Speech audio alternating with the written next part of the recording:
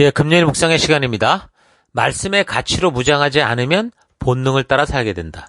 말씀의 가치로 무장하지 않으면 본능을 따라 살게 된다. 자, 이런 제목으로 또 이번 주간 마지막 묵상 함께 나누겠습니다. 저자 우리는 재림의 임박을 알리는 그 불법한 자가 누구인지, 그 불법이 어떤 것인지를 살피면서 우리가 지금 살아가는 이 시대, 신세계 질서를 만들겠다고 설쳐대면서 인류 역사의 기준이 되고 문화 형성의 기초가 되었다고 할 수 있는 이 성경의 정신, 성경의 가치를 부정하는 이 시대 속에서 어떻게 성도로 살아가야 되는가라는 걸 생각해 봤습니다. 계속해서 그 불법한 자에 대한 얘기를 더 살펴보면요. 2장 9절. 그 불법자가 오는 것은 사탄의 작용을 따른 것인데 그는 온갖 능력과 표징과 거짓 이적을 행하고 또한 모든 불의한 속임수로 멸망받을 자들을 속일 것입니다. 그것은 멸망받을 자들이 자기를 구원하여 줄 진리의 사랑을 받아들이지 않기 때문입니다. 자, 앞으로 마지막 때가 되면 거짓 선지자들이 나타나는데 어떻게 나타나느냐? 큰 능력을 가지고 거짓 그 표징, 거짓 이적을 가지고 나타난다는 겁니다. 그래서 이 악한 자들이 능력과 표적과 이 기적을 보여줄 건데 그들이 보여주는 표적과 능력과 기적은 성령으로 말미암은, 하나님으로 말미암은 게 아니고 사탄의 역사를 가지고 엄청나게 속이는 그런 능력. 요즘 시대로 보면 과학 같은 것들을 다 동원하겠죠. 그래서 그렇게 이제 거짓된 모습으로 나타난다는 겁니다. 과학이 발달하면서 인류가 무지에서 그 샤머니즘적인 잘못된 것들을 분명하게 바르게 알게 되는 긍정적인 작용을 했는데 오히려 이 과학의 능력을 가지고 자신의 이성으로 이해되지 않는 부분에 대해서 오해하고 샤머니즘적인 생각을 하는 인간의 그 기본 심리들을 이용해서 오히려 더 속이는 일, 이번엔 이성을 가지고 속이는 일들이 나타나기도 한다는 겁니다. 예를 들면 미디어의 기술이나 여러 가지를 통해서 행하는 요즘 시대의 이 마술쇼 같은 걸 보면 정말 누구라도 깜빡 속을 수밖에 없는 너무도 엄청난 일들이 얼마나 많은지 모릅니다. 건물 벽을 막 걸어서 올라가고 물 위를 걷기도 하고 공중에 떠 있는 것은 기본이고 유튜브를 통해서 마술이라고 검색해 보면 엄청난 속임수들이 있다는 걸 볼 수 있습니다. 이제 정말 이런 현상적인 걸 가지고 성령의 은사를 분별하는 이런 일들은 더더욱 쉽지 않은 거예요. 성경에 나타나는 기적보다 더한 기적들을 이 사람들이 보여주는 경우도 있다라는 거죠. 그래서 말세를 살아가는 우리 성도들은 어디서 능력이 나타났다라는 걸 보면 머리부터 들이밀고 그저 그냥 안수받으려고 그러면 안 되고 먼저 분별을 해야 되고 의심부터 해야 됩니다. 말씀으로 그 영이 하나님께 속했는가? 여러분 분별해야 돼요. 그래서 그게 좋은 게 좋은 것이라고 2단, 3단 종교를 통해 치유받고 무당을 통해 병이 낫고 미래를 알게 된다고 이런 거에 속아서는 절대 안 되는 거죠. 요즘에 TV에 나오는 사람들을 보십시오. 다 교회 다닌다고 그러면서도 이게 무슨 전부 점치고 이런 거에 혹하고 술 먹고 담배 피고 이런 것들은 기본이고 그러니까 오히려 더 이런 사람들 때문에 복음의 문이 닫혀요. 진정한 진리가 자꾸 희석되는 일들이 생기고 맙니다. 말세 더 무서운 건 뭡니까? 2장 11절. 이러므로 하나님이 미혹의 역사를 그들에게 보내사 거짓 것을 믿게 하심은 진리를 믿지 않고 불의를 좋아하는 모든 자들로 하여금 심판을 받게 하려 하심이라. 그러니까 이런 거짓 선지자가 큰 능력과 표적과 거짓 이적을 가지고 나타나는 이유는 사람들이 이제 고집을 피니까, 그러니까 말씀에 귀를 막고 진리를 외면하고 불의를 좋아하니까 전부 진리를 믿지 않고 신비한 현상들을 추구하니까 진리가 그렇게 싫으면 너희가 좋아하는 것이나 실컷 즐기다가 심판대 앞에 서게 하려는 거다라는 그런 뉘앙스로 지금 우리가 이 말씀 11절이 들리게 되죠. 11절, 12절이. 근데 하나님이 일부러 이런 거짓된 영을 보내지는 않습니다. 이 말은 뭐냐? 사람들의 욕심이 거짓에 꽂혔기 때문에 스스로에게 속고 결국엔 하나님의 부르심을 외면하는 모습을 말하는 거야. 하나님은 사람들에게 자유지를 주셨기 때문에 절대로 억지로 귀신처럼 사람을 점령을 해서 강제적으로 제어하거나 그러지 않으십니다. 그래서 말씀으로 하시고 선지자들을 통해 말하시고 성경을 통해 말하시고 강단을 통해 말씀하여 주셔서 말씀으로 알려주시고 초대하십니다. 우리에게 선택의 기회를 주시는 거예요. 그래서 인간 스스로 믿음으로 선택하며 살아가도록 하십니다. 그런데 계속해서 인간들이 자기 욕심을 고집하고 살아가니까 하나님의 진리의 말씀이 그렇게도 배우기 싫고 말씀이 싫거든. 너희 마음대로 해봐라. 이건 포기도 아닙니다. 안타까움인 거예요. 여러분 출애굽해서 가나안의 주인이 된 이 이스라엘 백성들이 그 사사시대로 접어들잖아요. 그래서 결국 어떡합니까? 하나님의 왕대심을 버리죠. 하나님 왕 필요 없습니다. 인간을 왕으로 주십시오. 이런 상황과 아주 흡사한 거예요. 사사시대의 큰 특징이 뭡니까? 저들이 각각 자기 생각에 옳은 대로 행하였더라. 그거 아닙니까? 그런 삶의 결과는 뭐였습니까? 심판과 형벌이었습니다. 그러니까 말세의 시대를 살아갈 때 결국 자유의지를 가지고 마음대로 살다가 어쨌든 자기의 선택을 따라 살다가 결국 심판을 받게 될 거다. 이 얘기를 하는 거죠. 하나님은 지금 마치 자녀들이 고집을 피우고 욕심을 부리면 그 부모님들이 그렇잖아요. 왜 그 마음대로 해. 나 혼날 줄 알아. 매 맞을 줄 알아. 그렇게 하시는 것처럼 자유주의를 가진 이 하나님도 자유주의를 가진 당신의 자녀들이 말씀을 듣지 않고 자기 고집과 욕심을 그렇게 부리게 되니까 도저히 지금 어쩔 수 없어서 탄식하시는 겁니다. 육신의 부모님 앞에서의 욕심은요, 그냥 매로 끝나면 끝나요. 돌이키면 돼요. 그런데 하나님 앞에서의 심판은 이제 영원한 것이기 때문에 깨어 돌이킬 그럴 방법이 없습니다. 여러분 잘 기억하셔야 돼요. 우리가 성경의 근거를 통해 이 종말의 일들을 자세히 이제 살펴볼 필요가 있는데, 바울 사도에 의해서 소개되는 종말론에 대해 나오는 이 데살로니가서를 여러분 반복해서 읽으면서 이런 상황들을 잘 묵상해 볼 수 있길 바랍니다. 특히 이제 데살로니가후서 2장의 말씀들은 굉장히 중요하겠죠. 그러니까 말세를 살아가는 성도들이 항상 주의해야 될 게 뭐라는 겁니까? 특별히 그 배도의 현상, 그러니까 말씀을 소홀히 여기는 거, 이거 정말 조심해야 되고, 두 번째는 신비한 표적, 기적 이런 거 쫓아다니는, 현상을 쫓아다니는 거, 이거 주의해야 됩니다. 보이고 나타나는 현상에 대한 것은 반드시 분별이 꼭 필요한데, 왜 그러냐면 이 현상이 한번 중독이 되면 마약 중독하고 비슷해요. 그래서 점점 강하고 심한 것을 자꾸 찾게 됩니다. 그러다 보면 어디까지 가느냐? 이제 정상인 이 말씀, 기록된 말씀이 비정상으로 보이고, 비정상적인 이 현상들, 이 표적들을 체험하는 게 정상처럼 보인다는 거예요. 안타까운 일입니다. 여러분, 기독교에도 분명히 신비함이 있고 표적이 있고 기적이 있습니다. 근데 성경을 잘 살펴보면 이런 기적과 표적 같은 거는요, 언제 나타나느냐? 항상 제일 악하고 음란한 세대, 하나님의 말씀을 귀로 뒷등으로 안 들리는 그런 세대들이 있을 때 나타나는 것을 알 수 있습니다. 그러니까 여러분, 성경에서 기적이 제일 많이 나타났던 시대를 보면 모세 시대라고 볼 수 있는데, 거기 애굽에서 이집트에서 하나님이 바로와 이집트 백성들에게 내렸던 10가지 재앙, 그것부터 시작해서 홍해 바다를 가르고 반석에서 물이 터져 나오고 하늘에서 만나와 메추라기가 떨어지고, 심지어 모세와 이 아론에게 반역하게 되면 땅이 입을 벌려가지고 산채로 음부로 사람이 떨어지고 그런 현상들이 있었죠. 근데 같이 출애굽한 사람들이 그런 걸 보면서 믿음이 생겼습니까?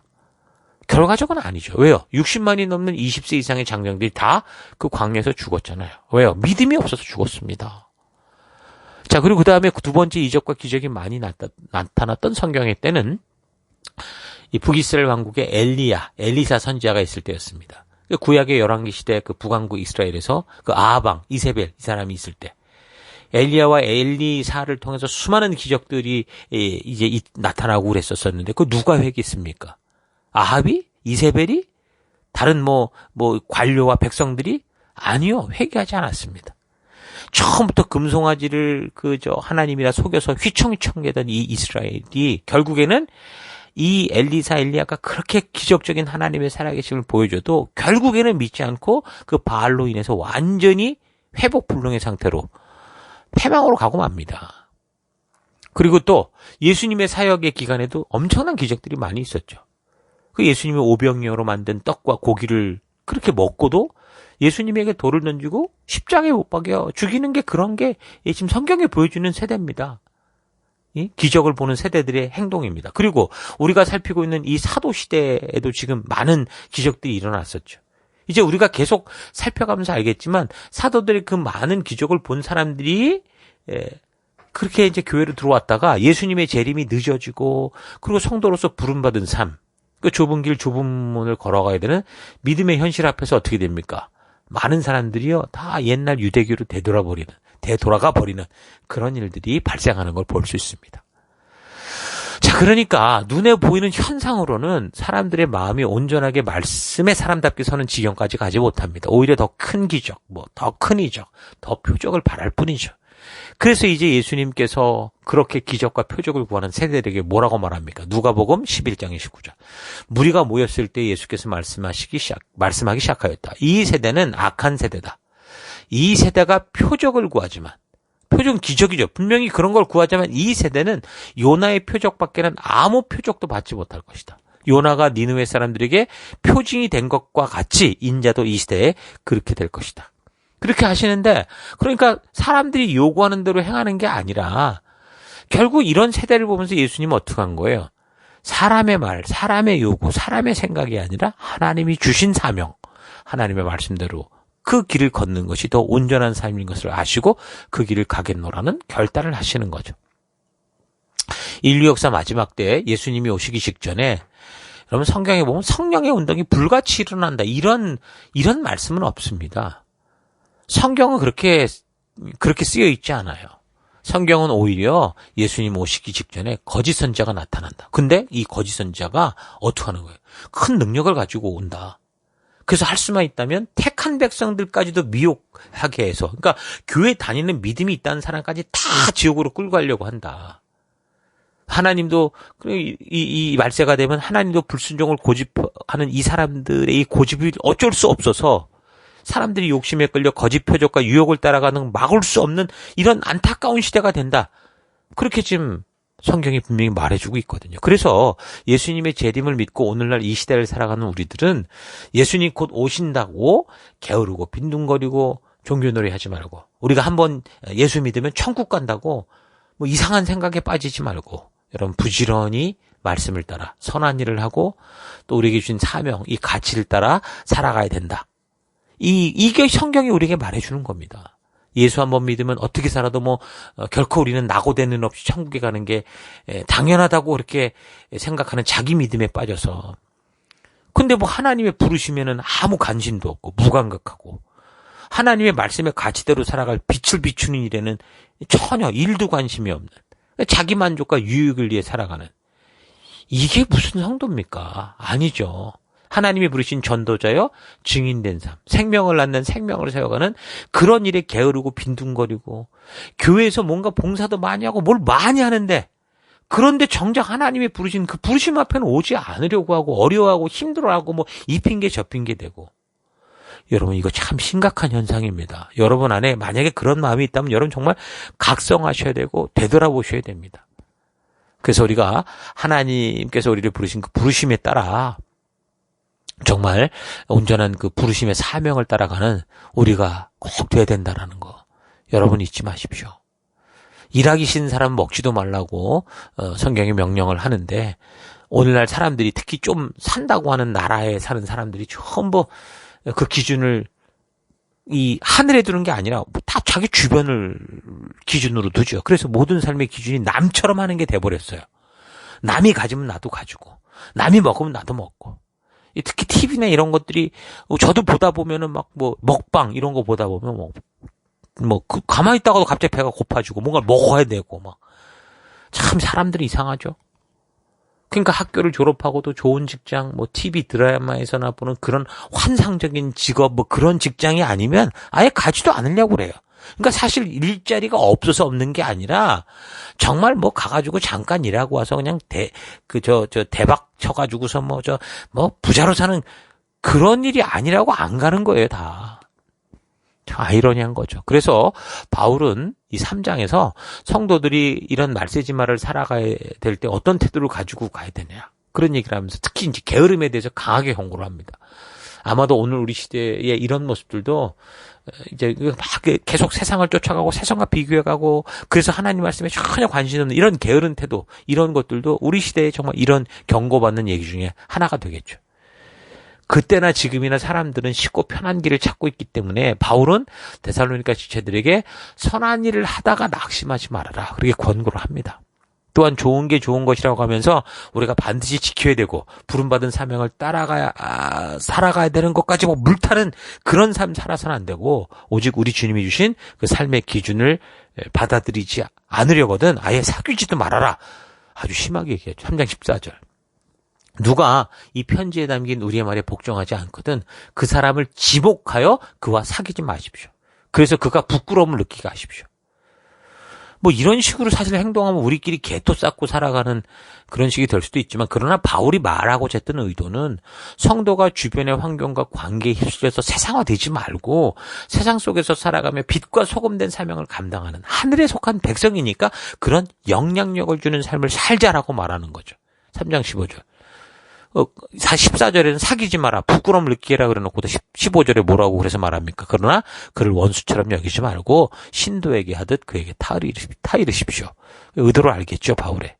그래서 바울은 3장에서 같은 하나님으로부터 부름을 받은 동역자로서 우리 데살로니가 이 성도들에게 중보를 요청하면서 온전한 전도인, 증인된 삶을 살 수 있도록 그렇게 부탁을 하고, 또 자기도 그렇게 살 수 있도록 중보해달라고 하고, 또한 바른 말씀의 길을 가지 않고 그저 좋은 관계에 머물러서 주어진 사명을 감당하는 그런 일이 없도록, 감당하지 않는 그런 일이 없도록 권고하고, 복음이 말보다 삶으로 전달된다는 거 잊지 마라, 그렇게 얘기하면서 성도로서 빛과 소금된 삶을 살아갈 수 있도록 그렇게 강하게 부탁하며 편지를 마치게 됩니다. 자, 이게 데살로니가 후서의 모든 말씀이었습니다. 잘 묵상하시면서 깊은 은혜 가운데 우리 하나님과 동행하는 놀라운 역사가 있기를 바랍니다. 자, 오늘 하루 나는 나에게 허락하신 자유의지를 가지고 또한 예수 그리스도의 거룩한 사랑으로 하나님께 부름받은 새 언약 백성으로 이 세상에서는 죽은 자요, 하나님 앞에서 그리스도와 함께 다시 산 자로서 하나님 나라 백성에게 주시는 그 법도와 규례와 명령의 가치를 따라 이 불법이 판을 치는 어두운 세상 속에서 참된 부활의 증인으로 또 하나님의 진심을 전하는 전도인으로 살아가고 있는지, 아니면 세상의 옛 모습을 따라 휩쓸리고 있지는 않은지, 어떤 삶을 선택하며 살아가고 있는지 좀 차분히 되돌아볼 수 있기 바랍니다. 우리가 하나님의 말씀으로 바르게 정신무장을 하고 있지 않으면 우리의 육체의 속성과 마음의 속성상 편하고 쉬운 것을 자기도 모르게 그 본능을 따라가게 된다는 거 잊지 마십시오. 그래서 사도 바울도 항상 자기를 저 복종케 하는 매일의 삶을 살았다, 그렇게 고백을 하죠. 왜 그렇습니까? 내가 남에게 이런 천국 백성의 삶이 있다고 전하고 나서 도리어 자기 스스로 세상의 편리함에 빠져서 헛된 길을 걷게 되는 일이 있을 수 있다라는 거를 바울이 아주 잘 알았던 거죠. 그래서 우리가 이 땅을 살아가는 동안 하나님께서 주신 이 말씀의 가치로 무장되어서 살아가지 않는다면 우리는 언제라도 우리 자신의 본능과 욕심을 따라 세상에 그렇게 살아가듯 살아가게 될 수밖에 없다라는 거 잊지 마시기 바랍니다.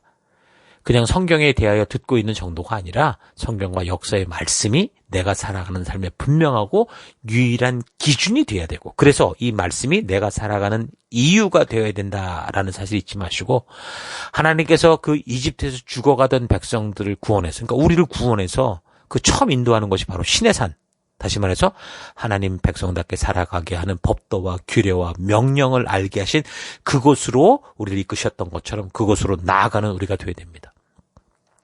예수님이 오시고 승천하신 후에 우리 모두는 지금 말세의 시대를 계속해서 살아오고 있습니다. 비록 2000년이라는 시간이 흘러갔지만, 그래서 사람들은 마치 예수님의 재림이 가짜인 것처럼 비아냥거리기도 하지만, 잘 생각해 보면요, 이미 우리 모두에게는 종말이 왔습니다. 그 누구도 한 인생을 150년 이상 살아본 적이 없잖아요. 그죠? 그래서 우리에게 종말은요, 태어난 이후 항상 불과 잘 살아도 100년입니다. 이미 100년 안에 이 종말이 다 가까이 온 거는, 확실하게 온 건 알 수 있죠. 또한 그 100년이라는 것도 보장된 100년이 아니에요. 언제라도 기약 없이 이 세상을 떠나서 하나님의 심판대 앞에 갈 수 있는 종말 중에 종말의 삶을 살고 있는 게 인간들이에요. 진짜 그 말세 지말의 종말이 아니라 이번에도 코로나 바이러스로 보십시오. 생각지도 못한 얼마나 많은 사람들이 이렇게 순식간에 갔습니까? 우리는 종말을 살고 있어요. 그러므로 성경을 통해 알 수 있는 어떤 종말론을 배운다고 해도 가장 먼저 내가 주님께로 갈 날이 멀지 않았다라는 이 개인의 종말론을 잊지 말고 여러분 겸손히 살아가는 우리가 됐으면 좋겠습니다. 하지만 성경에서 말하는 종말에 대한 예고들은 잘 배워야죠. 그래야 오늘이라는 날 동안 거짓된 사탄에게 속지 않고 우리에게 주어진 사명의 길을 걸을 수 있기 때문입니다. 바울의 종말론을 가지고 모든 종말론의 결론을 만들 수는 없지만 종말에 대한 다른 틀을 잡는 기초가 될 수 있길 바랍니다. 그래서 다시는 이런 일들로 인해서 혼란이 아니라 바울이 충고하고 권고하듯이 이 시대에 우리가 무엇을 어떻게 하며 살아가야 하는지를 바르고 온전히 깨달아서 우리가 보냄을 받은 이 땅, 각 가정, 학교, 직장, 사업터에서 진정으로 빛과 소금 된 하나님의 자녀, 증인이요 전도인의 삶을 살아가는 여러분 될 수 있기를 축원합니다. 자, 오늘 하루도 힘내십시오. 잠시 기도하겠습니다. 하나님, 주님의 재림의 날에 도적같이 온다는 사실을 알게 하셔서 이 세상을 말씀으로 분별하게 하시고 늘 하늘 백성임을 잊지 않고 이 땅에 사는 동안 주어진 사명의 길을 걷게 하셨는데 마치 종말이 오지 않을 것처럼 이 세상의 것을 기준 삼아 살아오고 있었던 것을 회개합니다. 종말의 사건이 어떠한 것을 알아야 하지만 그 무엇보다 나 개인에게 다가온 종말이 불과 100년도 안 돼서 온다라는 사실, 그것도 언제 임할지 모른다는 사실을 잊지 않고 보냄을 받은 하늘 백성답게 살아가는 데가 되기 원합니다. 주님이 오라 하신 길을 걷다가 낙심하지 않으며 우리가 예수 그리스도로 말미암아 천국 백성 되었음을 믿으며 계속해서 이 말씀의 가치를 따라 살아내는 하루하루 되기 원합니다. 하나님, 말씀의 가치로 매일 무장하지 않으면 우리는 나도 모르는 사이에 본능을 따라가는 짐승과 같은 존재가 된다는 거 잊지 않는 하루, 그런 하루로 인도하시고 함께 하실 것을 감사드리고 예수님 이름으로 기도했습니다. 아멘.